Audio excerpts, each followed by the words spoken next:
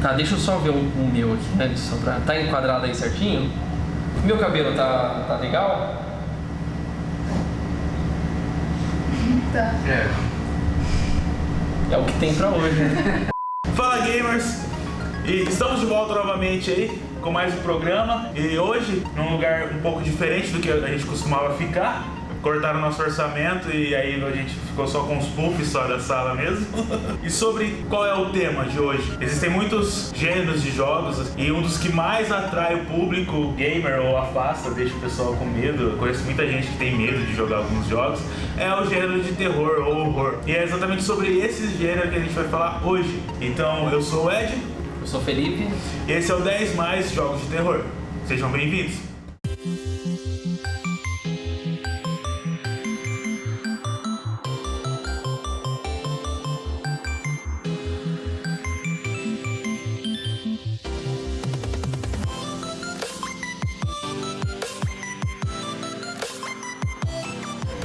Em 10º lugar, a gente não poderia começar essa lista sem ser com o pai do gênero Survival Horror, que é o Alone in the Dark, lançado em 92 para o PC. Foi o primeiro jogo que trazia esse elemento de você estar preso em algum lugar, no caso seria o investigador, que está numa mansão cheia de criaturas sobrenaturais e você tem que gerenciar os seus itens, a sua cura, a sua vida, enquanto você combate criaturas que estão ali, que podem te matar e você não sabe o que está acontecendo e tem todo um mistério por trás que você tem que resolver. Então seria o pai, o primeiro de todos esses gêneros. E é engraçado que o Alone in the Dark, ele foi o primeiro jogo que introduziu um sistema de tank control, né, que é o controle que o Resident Evil usa, o Silent Hill usa. E também o tipo de câmera que ela é fixa, né? Ela fica em algum lugar. O legal dessa câmera fixa é que ela é baseada em um plano de um filme. Eles sempre se baseiam num plano de um filme para colocar isso nos jogos de tank control. E o Alone in the Dark ele é um jogo que eu particularmente tenho muito medo de jogar até hoje. Eu acho as criaturas do Alone in the Dark um pouco caricatas, se você parar pra pensar, mas mesmo assim dá medo. Em 9º lugar, nós temos o The Evil Within. Não é Within. Within. Como que é, Júlio, que pronuncia? The Evil Within. The Evil Within. The Evil Within. É pra ter. Beleza. Em 9º lugar, nós temos o The... Agora você não vai mais conseguir falar. Em 9º lugar... Não, pera. Em 9º lugar, nós temos o The Evil Within. Nossa, cara, eu buguei nessa parte, velho. Em 9º lugar, nós temos o The Evil Within, que ele é um jogo lançado para PS4, Xbox One e PC. O The Evil Within 2, ele é um jogo, assim como o primeiro jogo da série, que ele é criado pelo pai do terror praticamente, que criou a série Resident Evil, que é o Shinji Mikami. E ele é um jogo que ele explora muito bem o que o Resident Evil apresentou na época, né? O que até os próprios Resident Evil exploraram depois, que era um jogo em terceira pessoa, tal, over the shoulder a câmera. Só que ele volta com os elementos que lembra bastante Resident Evil e o Silent Hill, que é ter criaturas deformadas, meio assombrosas, só que tem aquela pitada de ação que o Shinji Mikami aparentemente se apegou depois de um tempo, né? E é interessante mesmo, porque hoje, com os lançamentos dos jogos, assim, pra quem gosta muito, é muito fã da série Resident Evil ou da série Silent Hill, tá meio órfão, porque agora que o Resident Evil começou a voltar, graças ao Resident Evil 7, mas pra Silent Hill a Konami simplesmente matou o Silent Hill depois do Silent Hill PT. Então pra esse pessoal que quer um survival horror mais tipo ao gênero das antigas mesmo, que nada melhor do que o cara que criou isso, né, cara? Então o The Evil Within entrega exatamente isso, né, cara? E o 2 ainda foi mais aclamado do que o primeiro pela questão de ser um mundo aberto, um ambiente aberto. Enquanto no primeiro era muito linear, no segundo você tinha até side quest dentro de um jogo de terror. Então você ia lá completando outras missões, tipo, pra entender melhor a história de outros personagens, do que tá acontecendo naquela cidade, e o que, tipo, deixou ainda maior e melhor o jogo. Então, com certeza, vindo de alguém que criou Resident Evil, não tinha que esperar menos que isso, né?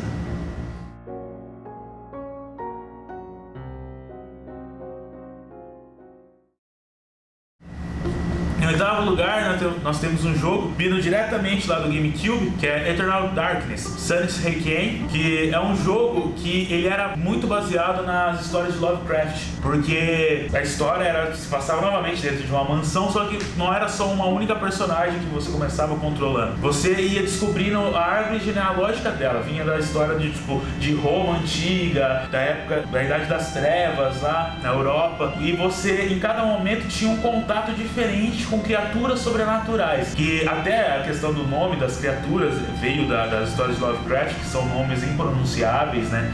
Que é nomes, por exemplo, Cthulhu, né, cara? Cthulhu, Cthulhu, né? Partes iam abrindo, portas iam abrindo conforme você vai explorando a mansão, e aí você descobria livros que te levava lá no passado, onde seu antepassado fez alguma coisa que faria diferença pra você naquele ponto. Era um jogo, a história era muito boa nessa questão do terror, né?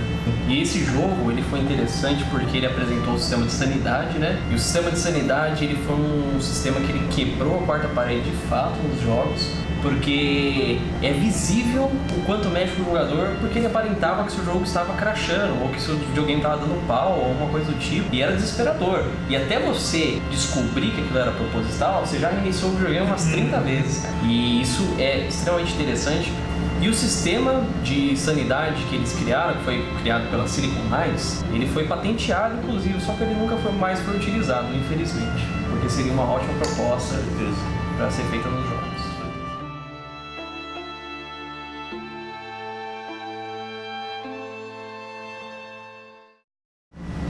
Isso vai para PS2 Xbox.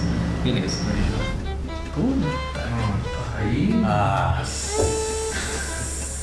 Vocês estão falando de terror, tá vendo? Acabou a energia. Então a gente vai gravar assim, Ed, porque... Pelo que parece, a gente falou tanto sobre espírito, aí acabou a energia daqui. Então vamos continuar desse jeito mesmo. Então vamos lá, então. Em sétimo lugar, nós temos Fatal Frame 2 Crimson Butterfly, que saiu em 2003 para o PS2 e o Xbox. Fatal Frame 2 é um jogo onde você controla uma protagonista e a sua única arma é uma câmera.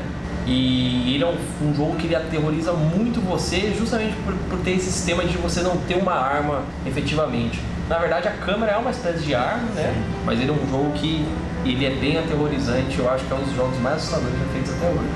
Não, com certeza, e super interessante a parte que muito do que tem nesse jogo ele é de lendas e do folclore, do mito japonês. E não só as criaturas, tem toda uma mitologia sobre essa câmera, que é a sua única arma no jogo, né? Que é a câmera obscura. Então, todos os jogos são sobre essa câmera, por que ela tá ali, como ela foi parar ali, e todas elas te levam para algum lugar que você não deveria estar. E sem esquecer que o segundo jogo é considerado por muitos, né, pela maioria, como o melhor jogo da série. Toda a série é muito aterrorizante, é muito assustadora, mas o segundo jogo é o melhor da série, no caso. Em sexto lugar, nós temos mais um jogo de survival horror com a câmera over shoulder, né, sobre o ombro do personagem, e é um dos jogos aclamados que a EA fez a pachorra de matar, que é Dead Space 2, lançado em 2011 para PlayStation 3, Xbox 360 e PC. E é uma série de survival horror que se passa no espaço, é um horror espacial muito parecido com o primeiro Alien, que trouxe essa ideia de terror espacial, horror espacial, e não só é assustador, como é grotesco, porque no jogo eles apelam muito para a questão do gore, da brutalidade. O jogo inteiro é excelente, não só esse, o primeiro também é muito bom. Eles deram uma derrapada ali no terceiro, que não agradou muito. O segundo é, sem sombra de dúvidas, pelos fãs, o que mais assustou e é o melhor da série, no caso. Então o Dead Space 2, eu acho que pra mim, ele é o melhor Dead Space. Passei muito tempo no Dead Space 2, cara. E é legal que o Dead Space, voltando pro 1, ele começa do mesmo jeito que filme de terror e até jogo, por exemplo, Doom. Que eu acho que o Doom é a maior referência que eu tenho nisso. Doom 3, na verdade. Doom 3 é a maior referência que eu tenho nisso, que é quando o jogo de terror começa com você se sentindo seguro. Doom 3 você chega lá, você tá seguro, tá de boa. O Dead Space é uma coisa do 1, você chega, você tá com a sua equipe, você tá respondendo o chamado, você é um engenheiro. E essa proposta é super bem evoluída no Dead Space 2, que começa a história do Isaac Clarke de fato, que tem toda a questão dele achar que ele tá ficando louco, e o pessoal, o governo tentar inibir ele. E é um survival horror muito bom em questão de você correr atrás de suprimento. Você jogar no difícil, pra mim, é a experiência completa da Dead Space 2, cara. Que é munição escassa, que é o conceito de survival horror, né? Claro. O conceito de escassez de suprimento, de munição, de vida, eu acho que é uma coisa muito importante de survival horror. Dead Space 2 entrega muito bem isso.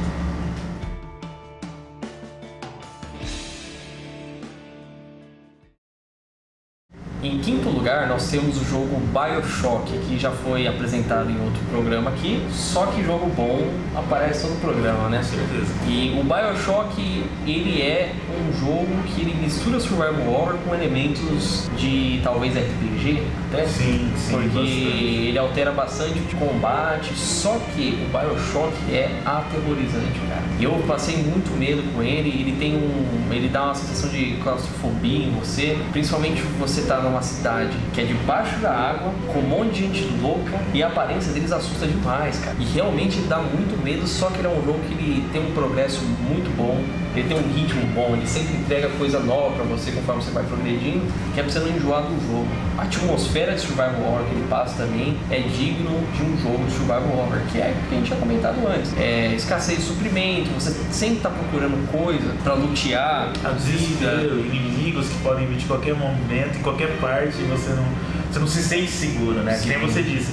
Você tá numa cidade fechada com um monte de gente lunática ali atrás de você, e você é a única pessoa que pode se proteger, e nem sempre você tem item suficiente pra se proteger, sabe? Não tem uma arma, não tem munição às vezes, e BioShock entrega isso muito bem. Sem esquecer que a Rapture, né, cara, que é a cidade no fundo do mar, né, onde se passa os 2 primeiros jogos da série, é uma cidade, tipo, ela é toda realmente desenvolvida, tipo, se encaixa, ela funcionaria mesmo se não tivesse sido destruída e fosse um cenário de um jogo de terror, de survival horror. Sem esquecer que o primeiro BioShock nos trouxe aquela sensação que a gente já teve no Resident Evil 3, de ter uma criatura gigante praticamente imortal atrás de você, que a gente tinha com o Nemesis e a gente tem nesse aqui com o Big Daddy, que era uma criatura que a primeira vez que é apresentada, e você fica naquela, meu, pelo amor de Deus, deixa eu encontrar com isso de novo, sabe? E você vai sempre encontrando, sempre correndo, ou com medo daquele ser ali pegar você não sabe o que vai acontecer, você não sabe quem ele é. E é esse também, essa questão de você não saber o que te espera, é uma coisa assim que também BioShock entrega bastante. É o medo desconhecido. E é legal que os Big Daddy trabalham junto, os sistemas dos Big Daddy trabalham junto com as Little Sisters, né? Que a Little Sister é necessária pro jogador, tanto questão de história, tanto questão até de você upar seu personagem. E os Big Daddy estão atrás dela porque eles são os protetores dela. E isso é muito interessante, cara. Eu acredito que deve ser o super trunfo do BioShock e é o sistema dos Big Daddy.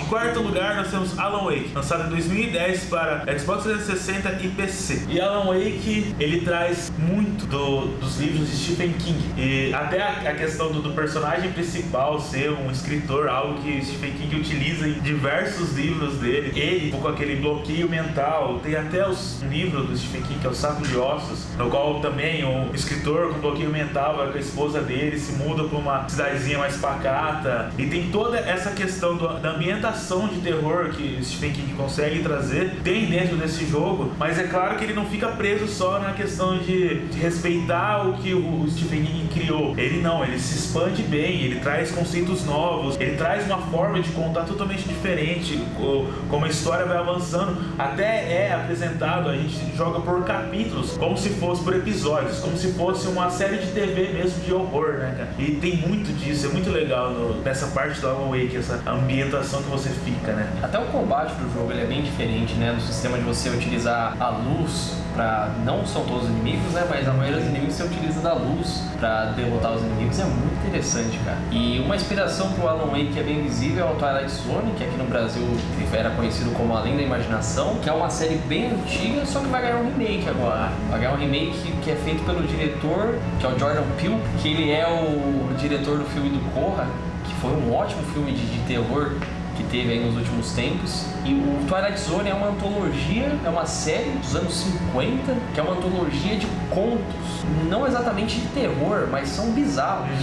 O Alan Wake pega assim de maneira extraordinária o Stephen King e o que fizeram com o Twilight Zone, por isso que é um jogo muito único e foi um exclusivo de peso para o Xbox 360. É um jogo que eu tinha felicidade de ter um Xbox 360 por causa desse jogo.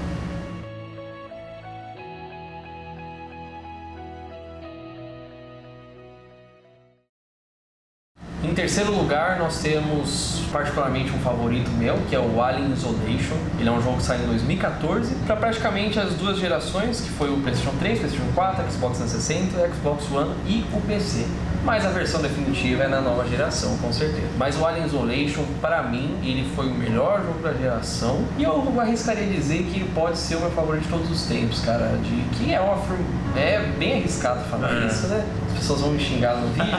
Mas o Alien Isolation, ele é um jogo que ele realmente passa o medo de você ser pego pelo alien. A inteligência artificial do jogo, ela é sensacional. A história do jogo, ele se passa depois do primeiro Alien, contando a história da filha da Ripley. E ele dá uma continuidade muito interessante pro jogo, mas o principal dele não é isso. O principal dele é a questão de sobrevivência, que ele passa de um jeito que, diferente de outros survival horrors onde você tem a chance de se defender, esse jogo você pode se defender de inimigos como, por exemplo, os androides. Só que o Alien, você não se defende, você só se assusta com ele. Não, com certeza. A parte do Alien é a grande cereja do bolo do jogo, né? Porque a inteligência, como você disse, artificial do jogo em si é muito bem feita, muito bem desenvolvida, mas a inteligência do Alien, a forma como ele te persegue, ele é muito inteligente. Ele não é simplesmente programado para fazer aquelas ações. Ele não anda em caminhos pré-definidos para andar, não. Ele simplesmente te caça de verdade. Você simplesmente se sente caçado.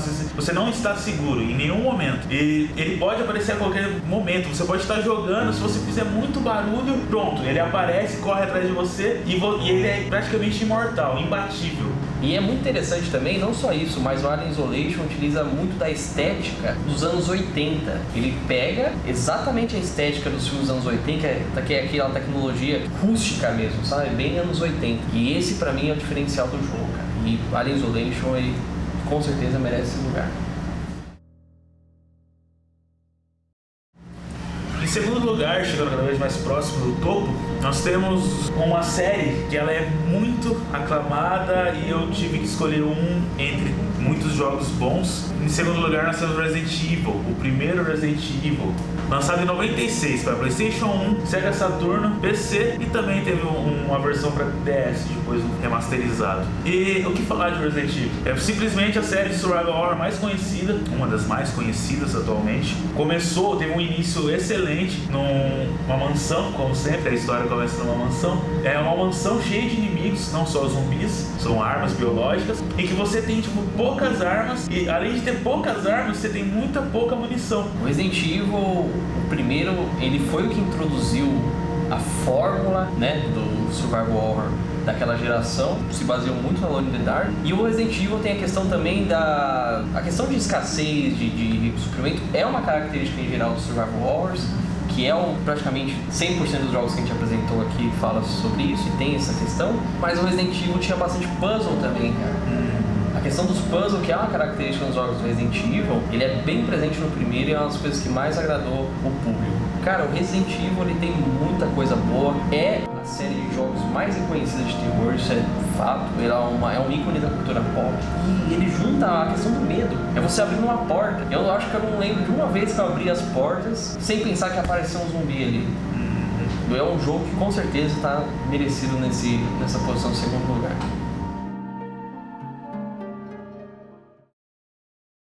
E finalmente, em primeiro lugar, temos aqui um jogo que ele faz parte também dos jogos mais famosos de terror dos videogames, que é Silent Hill 3, que foi um jogo lançado para PS2 e PC em 2003. O Silent Hill, ele se diferencia do Resident Evil na questão do terror psicológico, porque ele é um survival horror, ele não é exatamente como Resident Evil, o gameplay é muito parecido. Tem até gente que confunde, eu já vi, mas o Silent Hill, ele tem a pegada do terror psicológico e perturbado, assim, sabe? Visualmente perturbado, e o Silent Hill 3, ele salienta isso de uma forma absurda, assim. Principalmente pelo fato de você descobrir a história tanto dos personagens quanto das criaturas. As histórias das criaturas são extremamente perturbadoras, então ele é um jogo que mexeu com muita gente, inclusive eu.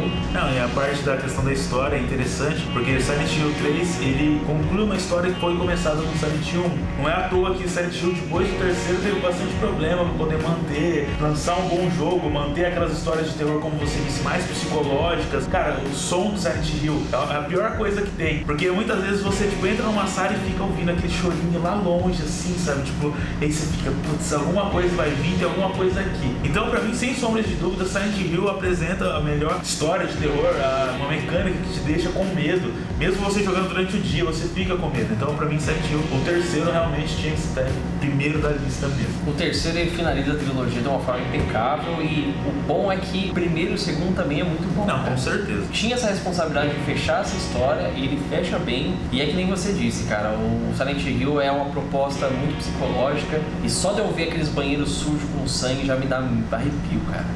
É sinistro, mas em primeiro lugar merecido. Então é isso, pessoal, esse foi o 10 mais jogos de terror aqui da Game Office. Se você gostou, curta e compartilhe, comente alguma coisa, algum jogo que você achava que deveria estar, porque essa lista, querendo ou não, envolve muito gosto pessoal nosso, além de uma análise técnica, então é importante vocês colocarem aí que jogo vocês acham que deveria estar. E muitas vezes a gente, tipo, tem muito jogo de survival horror bom, realmente bom. Então muitas vezes fica passando alguma coisa, deixa alguma coisa pra trás. Se a gente esqueceu não tá nessa lista, deixa aí um comentário. E quem sabe a gente não pode fazer uma parte 2 desse vídeo e com os comentários de vocês. E não deixe de seguir a gente na nossa rede social, vai estar aqui, não sei, mas vai estar aqui em algum lugar. Segue a gente lá, como o Felipe disse, curte, compartilha, manda pro pessoal aí que gosta de jogos de terror também. Quem não gosta, quem tem medo, como eu tenho muitos amigos que tem medo de jogar, manda pra eles também, pra eles ficarem com medo também. E eu acho que é isso. Então, eu sou o Ed. Eu sou o Felipe. E a gente se vê na próxima.